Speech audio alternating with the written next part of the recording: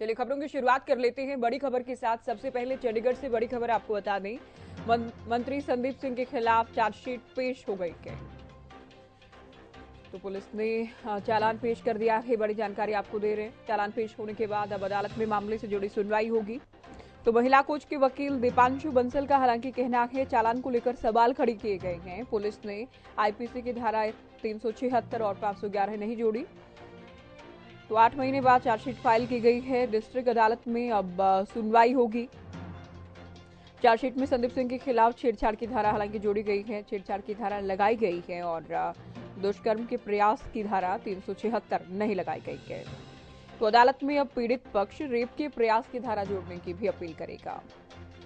तो बड़ी खबर आपको बता दें, नए साल की शुरुआत के साथ ही संदीप सिंह की मुश्किलें उस वक्त बढ़ती नजर आई थी जब जूनियर महिला कोच की ओर से इन पर गंभीर आरोप लगाए गए थे।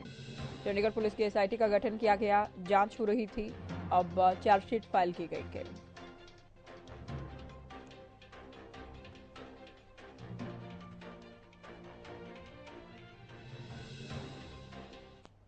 ये सूचना मिली है कि चंडीगढ़ पुलिस ने जो एसआईटी चंडीगढ़ पुलिस ने बनाई थी, उनने माननीय न्यायालय के समक्ष चार्जशीट जो होती है इस पूरे मामले की, इस एफआईआर की, उसको माननीय न्यायालय में उन्होंने दर्ज करा दी है, जमा करा दिया है। और उनके खिलाफ उन्होंने प्राइमा फेसाई केस बनाकर पूरी, मैं समझता हूँ 700 750 पेज का मालूम हुआ है कि चार्जशीट चंडीगढ़ पुलिस ने बनाई है।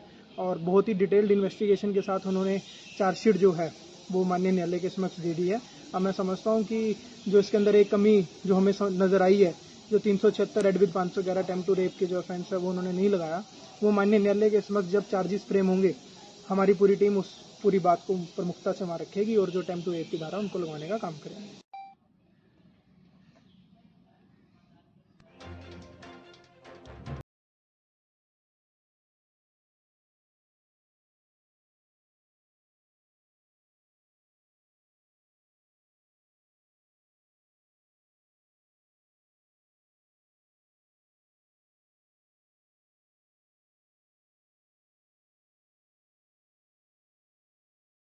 मंत्री संदीप सिंह पर जूनियर महिला कोच की ओर से आरोप लगाए गए थे। 8 महीने की जांच के बाद अब चार्जशीट फाइल कर दी गई है। हालांकि छेड़छाड़ की धारा जरूर लगाई गई है, लेकिन पीड़ित पक्ष का ये कहना है कि दुष्कर्म के प्रयास की धारा 376 को भी शामिल किया जाए। इसे लेकर पीड़ित पक्ष ने आपत्ति जाहिर की है। और कोच के वकील को आपने सुना ही कि रेप के प्रयास की धारा को जोड़ने के लिए अदालत में भी अपील की जाएगी। अब इस पूरे मामले की सुनवाई आप जानते हैं अदालत में होगी। और एक बार आरोप तय हो जाने के बाद हरियाणा के पूर्व खेल मंत्री और वर्तमान में मंत्री, चूंकि एक विभाग अभी भी इनके पास है, संदीप सिंह के खिलाफ आपराधिक मुकदमा शुरू होगा। तो गंभीर आरोप महिला कोच की ओर से लगाए गए थे। मंत्री ने स्नैपचैट और इंस्टाग्राम पर मैसेजेस किए। मंत्री ने कहा कि तुम मुझे खुश रखो और इस तरह की बातें कही गई और बात नहीं मानने पर ट्रांसफर भी किया गया। तो कई तरह के आरोप लगाए गए जिसे लेकर जांच जारी थी। कांग्रेस प्रवक्ता केवल ढींगरा हमारे साथ जुड़ गए हैं। केवल जी, संदीप सिंह के खिलाफ चार्जशीट फाइल कर दी गई है। भूपेंद्र हुड्डा ये कह रहे हैं कि नैतिकता के आधार पर संदीप सिंह को इस्तीफा दे देना चाहिए, इस्तीफा दे दें वो। जी बिल्कुल, नैतिकता के आधार पर इस्तीफा देना चाहिए, क्योंकि जब तक चार्ज फ्रेम नहीं हुए थे, जब तक इन्वेस्टिगेशन जारी थी, मुझे लगता है भाजपा वालों को ये लगता था कि इसमें मंत्री ने शायद कोई गलत काम नहीं किया। लेकिन जब पुलिस ने चार्ज फ्रेम भी कर दिए और अब तो ये क्लैरिटी में आ गया कि छेड़छाड़ हुई है, और अगर मंत्री के द्वारा छेड़छाड़ का मामला आ जाता है तो मुझे लगता है कि सरकार उनको खुद को, मंत्री जी को अपना इस्तीफा दे देना चाहिए। नहीं तो अगर वो नहीं देते तो फिर मेरे को लगता है कि खट्टर साहब को भी इस्तीफा मांग लेना चाहिए उनसे, क्योंकि नैतिकता तो यही कहती है। जी, शास्त्री जी हमारे साथ जुड़ गए हैं हरियाणा बीजेपी से। शास्त्री जी, केवल ढींगरा ये कह रहे हैं और साथ ही भूपेंद्र हुड्डा भी ये कह रहे हैं कि अब चार्जशीट फाइल हो गई है, नाम है चार्जशीट में संदीप सिंह का, तो अब नैतिकता के आधार पर या तो वो इस्तीफा दे दे मंत्री पद से या फिर सीएम साहब को उनका इस्तीफा ले लेना चाहिए। निश्चित रूप से ज्योति जी, ये विषय जो है ये नया डेवलप है, क्योंकि अभी तक जांच चल रही थी। जांच एजेंसी ने अपनी जांच सबमिट कर दी है। तो बदले हुए राजनीतिक परिदृश्य में हम निर्णय हमारे राजनीतिक नेतृत्व पर रहेगा।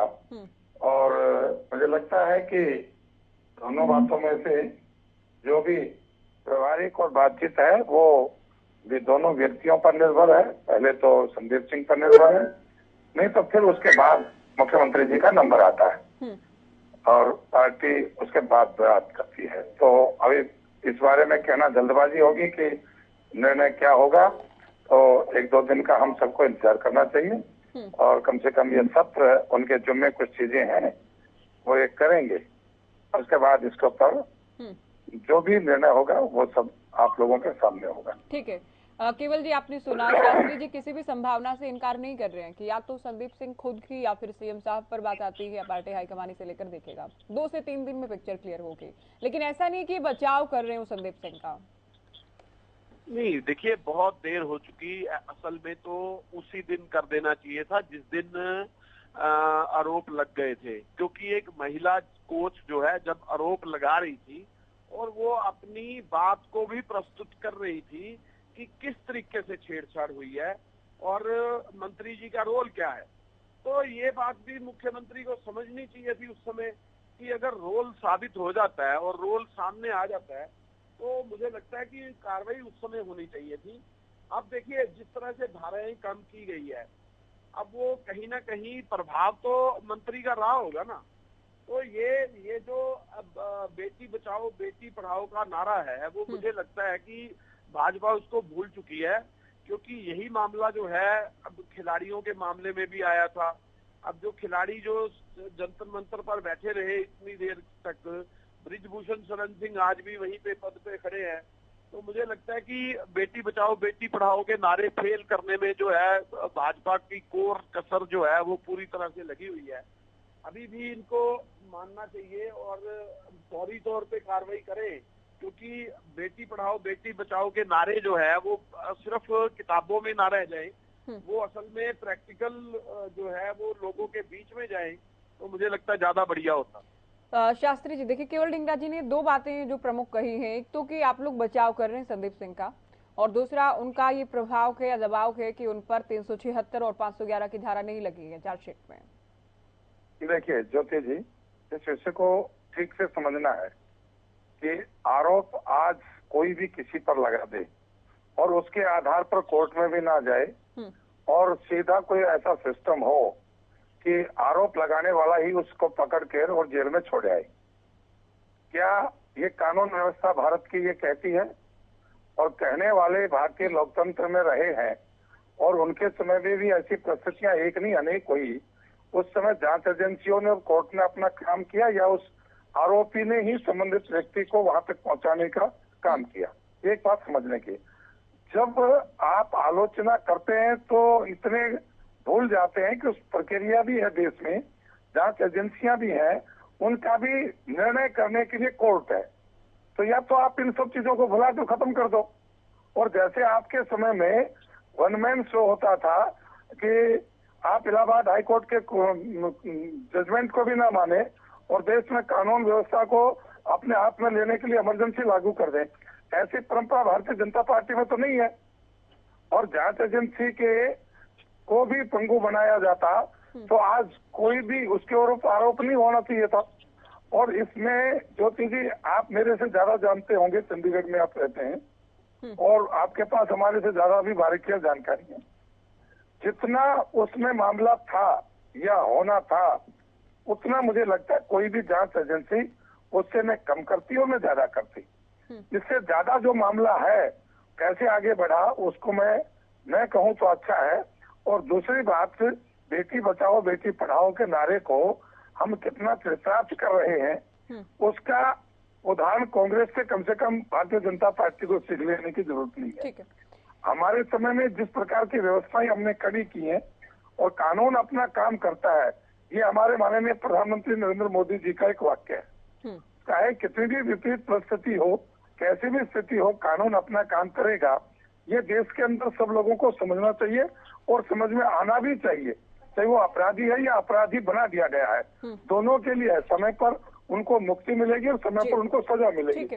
यही एक व्यवस्था है जो लोकतंत्र की खूबी है और भारत में इसको मान्यता अभी तक मिल रही है और आगे भी मिलती रहेगी। केवल ढींगरा जी, आपने सुना बीजेपी प्रवक्ता ये कह रहे हैं कि डिसाइड तो अदालतें ही करेंगी ना, और कांग्रेस की तरह हम ऐसा तो करते नहीं कि अदालत जो फैसला दे उस फैसले को भी ना माने। या आपातकाल ही लागू कर दिया जाए, और इस केस में कौन सी धारा लगेगी नहीं लगेगी ये पुलिस को तय करना था। पुलिस चार्जशीट फाइल कर चुकी है, अगर कोई और भी धारा ऐड करवानी होगी या हो सकती होगी तो ये पीड़ित पक्ष भी कह रहा है कि हम अदालत जाएंगे।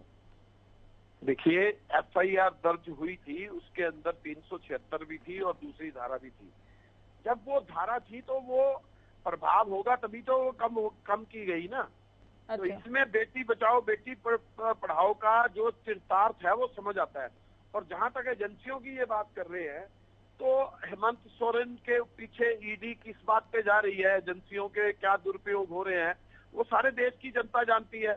क्यों संजय मिश्रा को बार बार जो है एक्सटेंशन दी जा रही है, क्यों जो बघेल साहब है मुख्यमंत्री छत्तीसगढ़ के, उनके ओएसडी तक भी उनकी जांच ईडी कर रही है। क्यों जितने विपक्ष के नेता हैं उन सभी पे सीबीआई और सारे जांच, सत्ता पक्ष पे किसी पे सीबीआई जांच हुई है क्या इन 9 सालों के अंदर? आप मुझे उदाहरण दे दीजिए, और ये दे दे मुझे उदाहरण की 9 साल में सत्ता पक्ष पे एक आदमी पे भी सीबीआई की या ईडी की या कोई रेड की हो इन्होंने, ऐसा उदाहरण दे फिर। जी, वो सिर्फ विपक्ष के लिए रखी हुई है सीबी। ठीक है, ये आरोप तो आप लोग बहुत बार लगाते हैं सरकार पर, बीजेपी पर, लेकिन शास्त्री जी मेरा एक सवाल ये भी रहेगा, चूंकि बेटियों को लेकर जो भी बातें सरकार करती है या योजनाएं लाती है, एक संदेश देने का प्रयास होता है। अब तक ठीक है, आरोप थे, आरोपों को लेकर कहा गया केवल आरोप हैं, सही हैं गलत के जांच होगी, अभी भी हालांकि जांच होनी है, लेकिन सरकार पर अब दबाव तो होगा विपक्ष का ये चार्जशीट फाइल होने के बाद, क्योंकि फाइल में चार्जशीट में नाम है उनका और उनको कोई क्लीन चिट कम से कम अब तक की जांच में नहीं मिली है, तो सरकार पर प्रेशर तो होगा विपक्ष का। जब धाराएं कम होती है ना, कि विपक्ष की ताकत ना हो क्या, ये स्व विवेक का कार्य है और उसके लिए समय चाहिए। समय हालांकि अभी क्योंकि सत्र चल रहा है, इसमें मंत्री होने के नाते कुछ चीजें रहती हैं जो उनको जवाब, और अचानक इस प्रकार की घटनाक्रम हो जाता है तो उसमें 1-2-4 दिन यदि ऊपर नीचे होता है तो कोई भी ऐसी परिस्थिति नहीं होती जो अनहोनी चीज हो रही है। जो इतने दिन तक थी वो 2 दिन और रह सकती है, एक बात। दूसरी बात, सीबीआई, ईडी, ये सब चीजें मेरे पास आ जाए या आपके पास आ जाए तो आपको कोई दिक्कत होगी क्या? दिक्कत मुझे और आपको तब होगी जब हमने कोई चोरी कर रखी है और वहाँ कोई फीस नहीं लगती। ज्योति जी, आपके यहाँ यदि ईडी आ गई तो आपको इतना चार्ज तो देना पड़ेगा, देखो क्योंकि ईडी आई है, या सीबीआई जांच हुई है तो आपको इतना पेड तो करना पड़ेगा। ऐसा तो व्यवस्था देश में है नहीं। सीबीआई आए, सेबी आए, आईबी आए या कोई भी देश की एजेंसी आए, वो एक परफॉर्मा लेकर नहीं आती कि हम आगे हैं और इतना चार्ज तो आपको लगेगा। चोरी जो करेगा डर उसको होगा, और चोर जो नहीं है उसको कोई भी आओ, कभी भी आओ, कैसे भी आओ, उसको कोई चिंता नहीं होनी चाहिए। तो ये जो कांग्रेस का एक रटाया कि हमारे पर ही क्यों नहीं है, भैया चोरी आपने की होगी तो पकड़े जाओगे और चोरी नहीं होगी तो स्वतंत्र होगे, उससे आपको ऐतराज क्या है, दिक्कत क्या है? और यहाँ कोई ऐसा कानून पहले से भी नहीं है जिसको हटा दिया हो ताकि एक बार ईडी ने जांच की और उसमें कुछ नहीं मिला तो ईडी के ऊपर इतना दंड पड़ेगा या ईडी उससे इतना दंड लेगी? कुछ नहीं। केवल जी, मैं एक छोटा सा आंसर इनसे ले लूं। केवल जी, अभी चूंकि 2 दिन का सत्र बचा है, सोमवार और मंगलवार का, क्या कांग्रेस इस मुद्दे को उठाने वाली है सत्र में भी?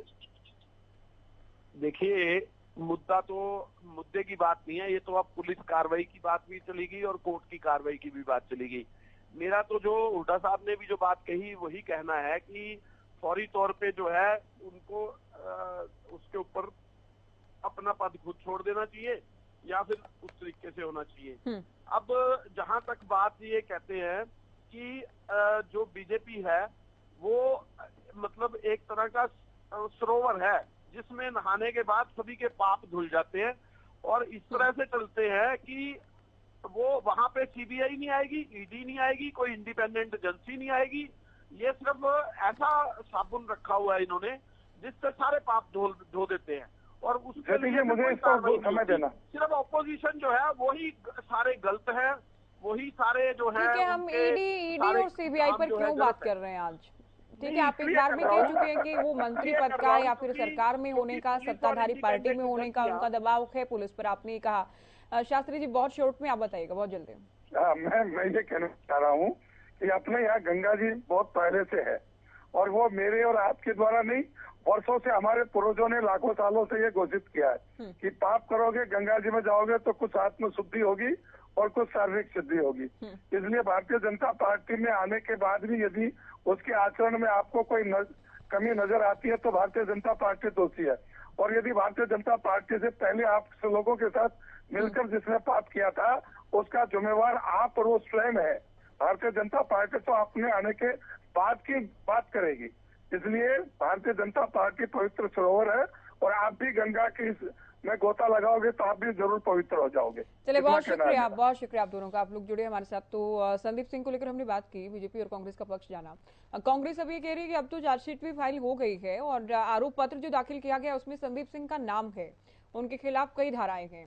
एक पेंच अब ये है कि पीड़ित पक्ष ये कह रहा है कि 376 और 511 की धारा लगाई जानी चाहिए और इसे लगवाने के लिए अदालत का रास्ता वो अपनाएंगे, वहां भी अपील करेंगे। दूसरा, विरोधी दल ये कह रहे हैं कि अब तो चार्जशीट में भी चूंकि मंत्री का नाम आ चुका है, कब तक उन्हें बचाया जाएगा, या तो मोरल ग्राउंड पर वो खुद ही इस्तीफा दे दें या फिर सीएम उनसे इस्तीफा ले लें। अब देखना ये है कि आने वाले 2 दिन में, जब हम सोमवार और मंगलवार की बात करते हैं, सत्र में इस मुद्दे की कितनी गूंज सुनाई देती है।